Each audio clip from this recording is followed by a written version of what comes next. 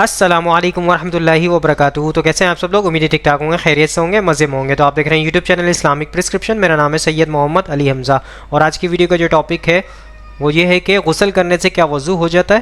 تو اس کی حقیقت کو جاننے کی کوشش کریں گے۔ جیسے کہ جمعہ والے دن اکثر آپ نے دیکھا ہوگا غسل کرنے کے بعد لوگ ڈائریکٹ مسجد میں جاتے ہیں اور جمعے کی نماز ادا کرتے ہیں۔ تو اس کی حقیقت کو جانتے ہیں کہ واقعی غسل کرنے سے وضو ہو جاتا ہے نہیں ہوتا ہے، قرآن حدیث کی روشنی میں جاننے کی کوشش کریں گے۔ سب سے پہلے ہمارے ساتھ موقف لیتے ہیں مدنی چینل کا، وہ کیا کہتے ہیں اس حوالے سے۔ بعض اوقات غسل کرتے ہیں لوگ اور اس کے فوراً بعد نماز کے لیے چلے جاتے ہیں، تو کیا اسی کے ساتھ ہی وضو بھی ان کا ہو گیا یا الگ سے وضو کرنا جو ہے وہ ضروری ہوگا؟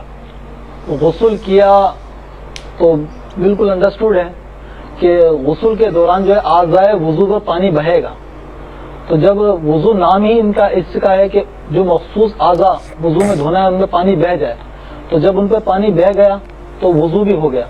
اور سنت کے مطابق غسل کریں گے تو اس میں جو ترتیب موجود ہے وہ یہی ہے کہ پہلے جو ہے اعضائے وضو کو دھویا جائے، وضو جیسا وضو کیا جائے، پھر اس کے بعد جو ہے غسل کیا جائے۔ تو اب اپنے غسل کیا اور اس کے بعد کوئی حدث واقع نہ ہو، یعنی کوئی ایسی چیز واقع نہ ہوئی جس سے وضو ٹوٹ جاتا ہے، تو آپ باوضو ہیں، باغسل ہیں، اسی غسل سے اور اس وضو سے آپ جو ہے نا کوئی نماز بھی پڑھ سکتے ہیں، نماز پڑھ سکتے ہیں۔ جی ہاں، وضو ہو گیا، وضو آپ کا ہے۔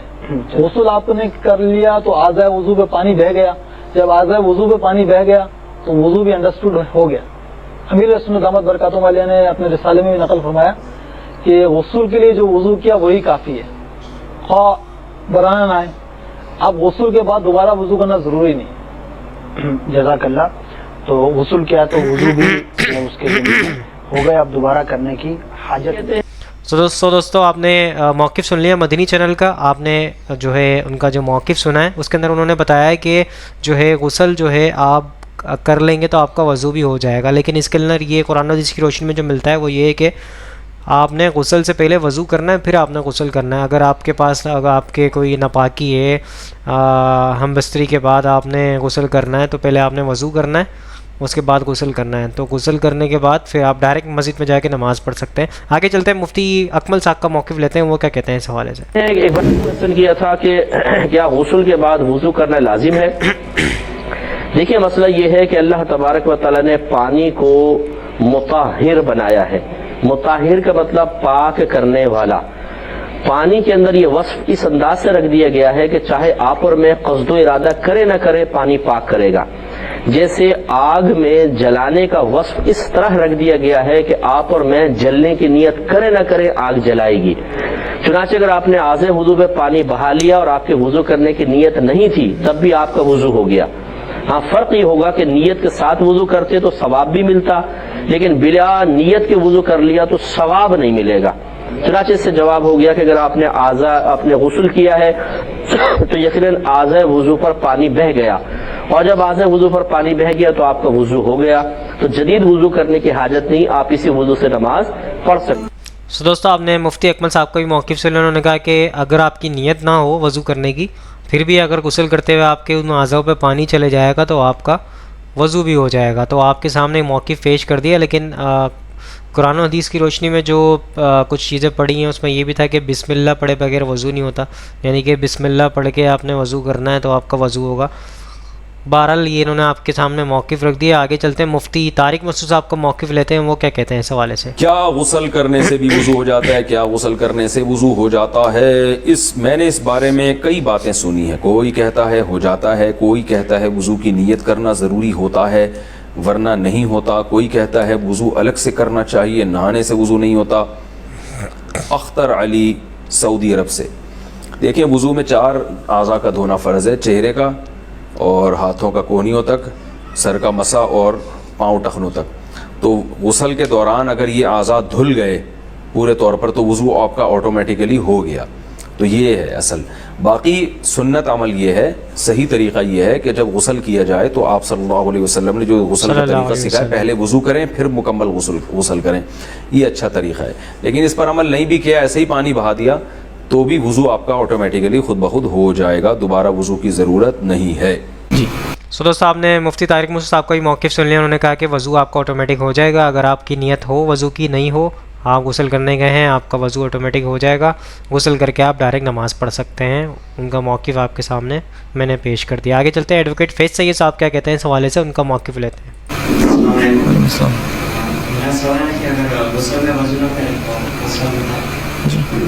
میں نے ایک سوال کیا کہ اگر ہم غسل کریں اور غسل میں وضو نہ کریں تو کیا غسل ہوتا ہے؟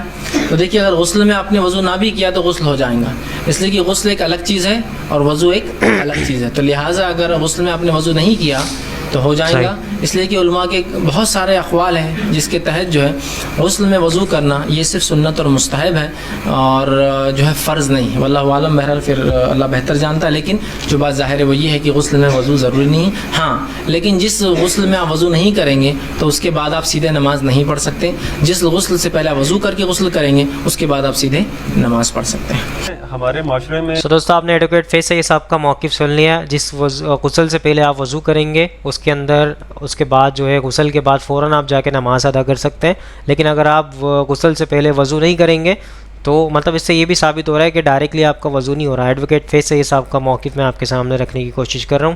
یہ کہنا چاہ رہے ہیں کہ وضو اگر آپ نہیں کرتے، مطلب آٹومیٹک نہیں ہو رہا، جب بھی تو وہ کہہ رہے ہیں کہ اگر آپ نے وضو نہیں کیا ہے پہلے تو ڈائریکٹ غسل کے بعد آپ نماز ادا نہیں کر سکتے، اس کے لیے الگ سے آپ کو وضو کرنا پڑے گا۔ آگے چلتے ہیں، انجینئر محمد علی مرزا صاحب کا موقف لیتے ہیں، وہ کیا کہتے ہیں اس حوالے سے۔ عوام الناس کی اکثریت یہ سوال پوچھتی ہے کہ عام غسل اور غسل جنابت میں کیا فرق ہے؟ مزید یہ کہ اگر ہم غسل کو سنت کے مطابق ادا کریں تو کیا ڈائریکٹ نماز پڑھ سکتے ہیں یا پھر نماز پڑھنے کے لیے الگ سے وضو کرنا پڑے گا؟ دیکھیں، یہ بڑا کریٹیکل سوال ہے، یہ اکثر لوگ کرتے ہیں۔ میں نے وضو، غسل، تیمم، استنجا، حیض و نفاس کے مسائل، اس پہ 42 مسئلہ ڈیٹیل ریکارڈ کروایا تھا آلموسٹ 7 سال پہلے۔ اس میں نے بتایا تھا سورۃ المائدہ میں سٹارٹ کے اندر ہی وضو کا طریقہ ہے کہ چہرے کو دھویا جائے، اس کے بعد دونوں ہاتھ کونیوں تک، پھر سر کا مسا اور پاؤں کو دھویا جائے۔ بل یہ پاؤں کے مسے والا اختلاف بھی ہے اپنی جگہ، المصنف ابن ابی شیبہ میں موجود ہے کہ اکرمہ جو تابعی تھے ابن عباس کے شاگرد، وہ پاؤں پہ مسا بھی کر لیتے تھے۔ اس کو زیادہ جھگڑا نہیں بنانا چاہیے۔ تو یہ وضو کا طریقہ قرآن کے اندر ہے، بخاری مسلم میں درجنوں احادیث ہیں، بلکہ مسلم شریف کے اندر تو 1000 سے زیادہ احادیث ہیں وضو، غسل، نماز اور طہارت کے مسائل کے اوپر، 1000 سے زیادہ۔ صحیح۔ لیکن یہ آپ کو کہتے ہیں یہ وضو کا طریقہ تو امام حنیفہ نے بتایا ہے، وہ تو احادیث کے اندر موجود ہے۔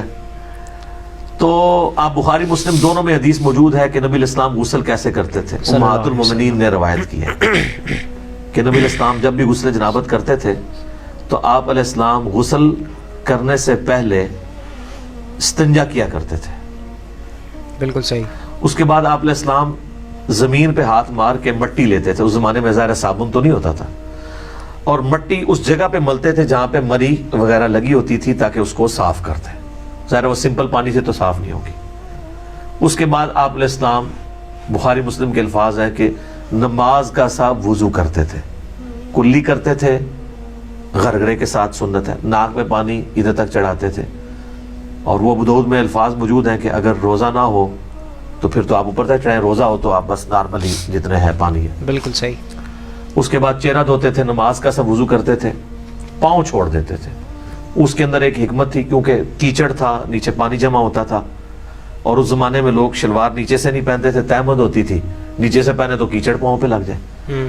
تہمد میں جو کر رہا ہے تو وہ تو اوپر سے پہن لے گا اور پاؤں اس کے کیچڑ والے ہوں گے، اور بخاری مسلم میں الفاظ ہے نبی اسلام باہر آ کے پاؤں دھوتے تھے۔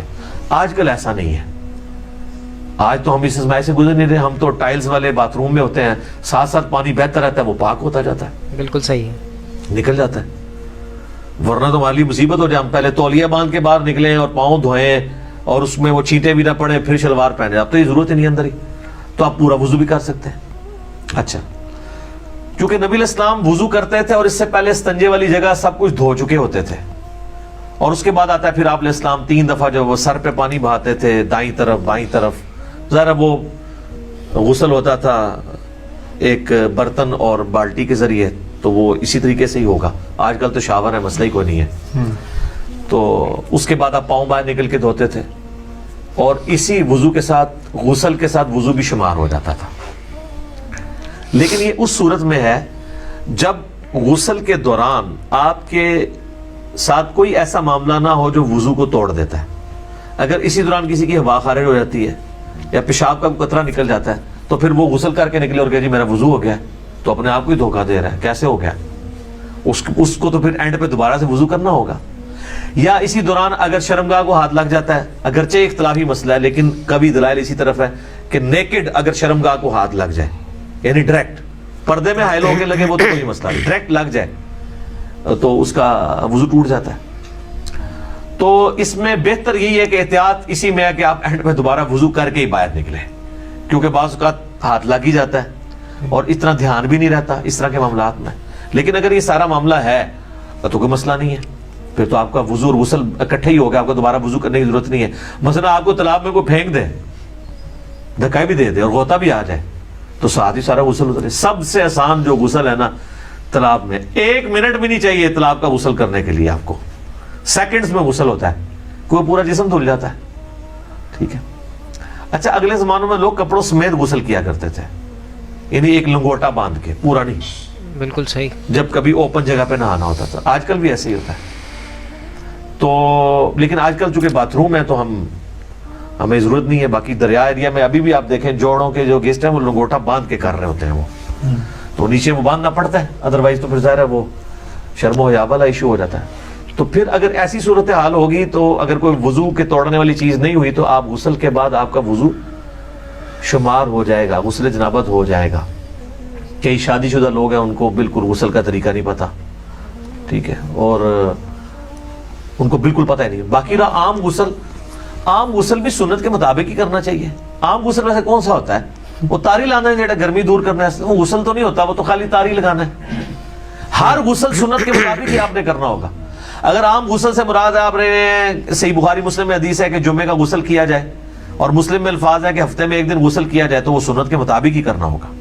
یا عید کے اوپر غسل کرنا سنت ہے تو سنت کے مطابق ہی کرنا ہوگا. ٹھیک ہے. اسی طریقے سے میت کو غسل دینے کے بعد جب جسم پہ چھینٹے پڑ جاتے ہیں اور پھر آپ نے غسل کرنا ہے تو سنت کے مطابق کریں, یا اتنا حصہ بھی دھو لیں تو وہ بھی کافی ہے. وہ غسل والا حکم منسوخ ہو چکا ہے, اتنا حصہ بھی دھو لیا جائے کافی ہے. تو غسل جب بھی کریں سنت کے مطابق ہی کریں تاکہ آپ کی عادت نہ ٹوٹے. بل عام غسل آپ جس بھی طریقے سے کر لیں گے ظاہر ہے اس میں تو پھر کوئی ایسا ایشو نہیں ہے. آپ جب کر کے اعضائے وضو پہ جب پانی بہ جائے گا تو خود بخود آپ کا وضو ہو جائے گا, بشرطے کہ اس دوران کوئی وضو توڑنے والی چیزیں نہ ہوں. اسلامی بہنوں کے لیے میں عرض کر دوں کہ ان کے غسل میں فرق ہے.